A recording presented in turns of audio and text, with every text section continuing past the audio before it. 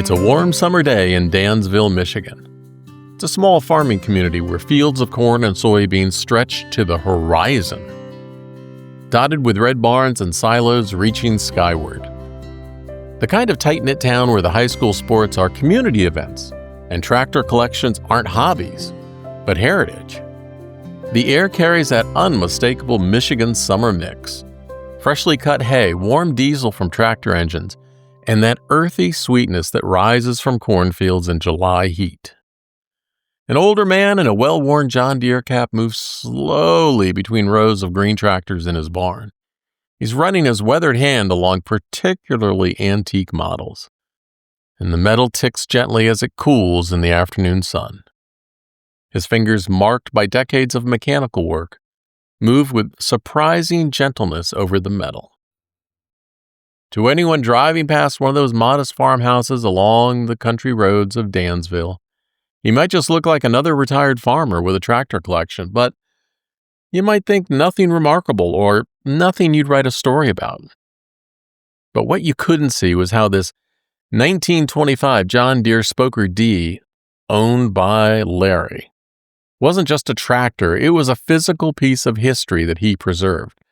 Just one in a collection of moments, memories, and connections he'd been carefully maintaining his entire life in this small Michigan town, where everyone knows your name and your family history goes back generations. Hi, I'm Steve Rode, and this is True Stories of the Obit Files. A few times every week I share one real story from a real obituary about someone whose life you never knew about. These aren't celebrities or headliners.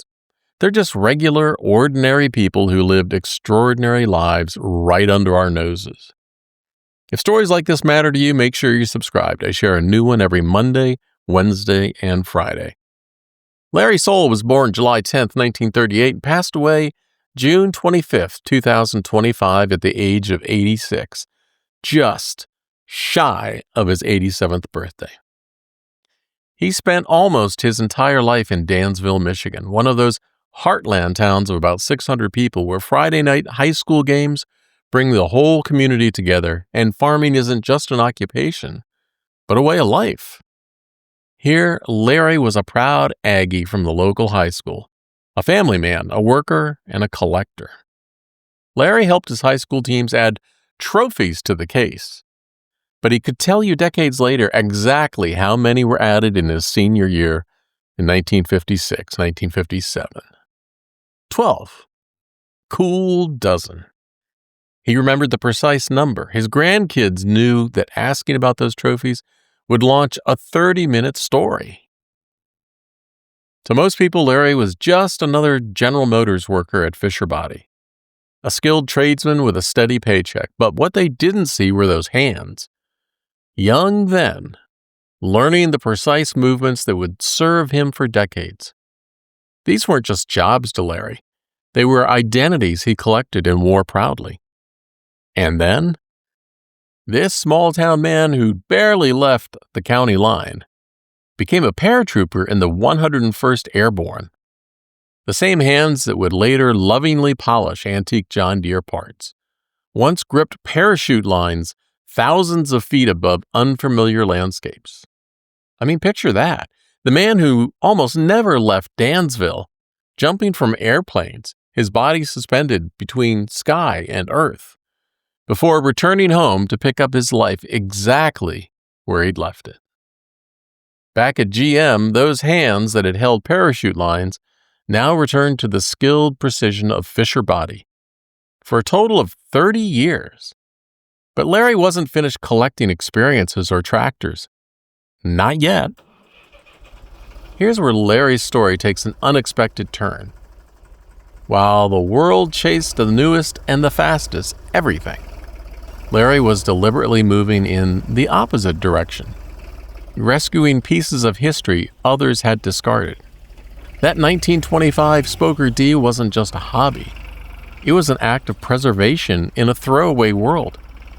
When he restored that old tractor to working condition, he wasn't just fixing an engine, he was keeping a connection to something most of us have forgotten. And somehow, this man people might dismiss as just an elderly local, was playing slow-pitch softball into his 70s. I mean, can you picture that? While most people his age were slowing down, Larry was still rounding bases, still competing, still connecting. His grandsons called his workshop Soule Hardware or Ace Hardware East, a place where tools, parts, and memories accumulated. Green John Deere tractors dominated, with a sprinkle of those red ones, farmalls, mixed in. To outsiders, it might have looked like clutter. To those who knew him, it was a carefully curated museum of moments. Each piece had its own story. Larry didn't just collect tractors and trophies and experiences, he collected relationships. 63 years of marriage to his wife, Judy. I mean, stop and think about that.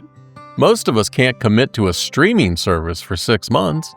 But Larry and Judy built a life spanning more than 6 decades in the same community, watching seasons change over the same fields, year after year.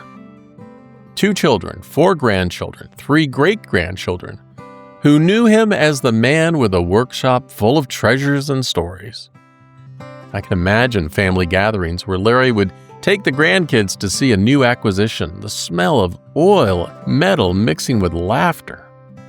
And he'd demonstrate how something worked. You can almost picture him at steam engine club meetings, swapping stories with fellow enthusiasts, his eyes lighting up, describing the restoration of that Spoker D.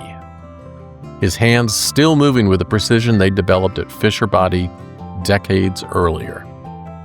As daylight faded over Dansville, I picture Larry walking from his workshop back to the house. Cap in hand, the day's work on a tractor part complete.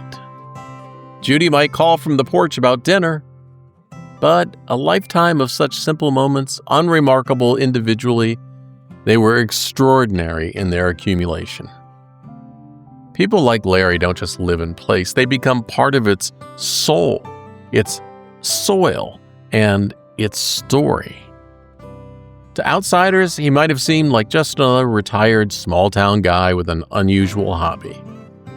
But what they missed was a man who preserved pieces of America that most would consider disposable. A man who played softball when others his age had long since stopped moving.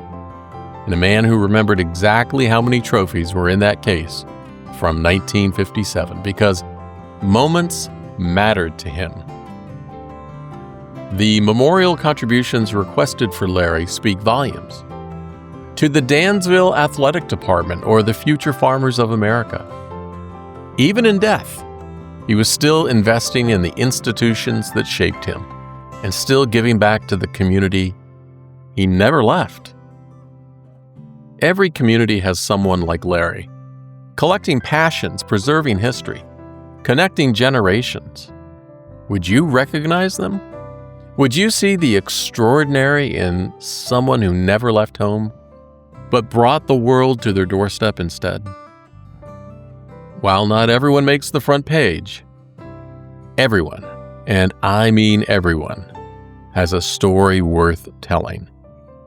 People like you, extraordinary lives, stories worth hearing.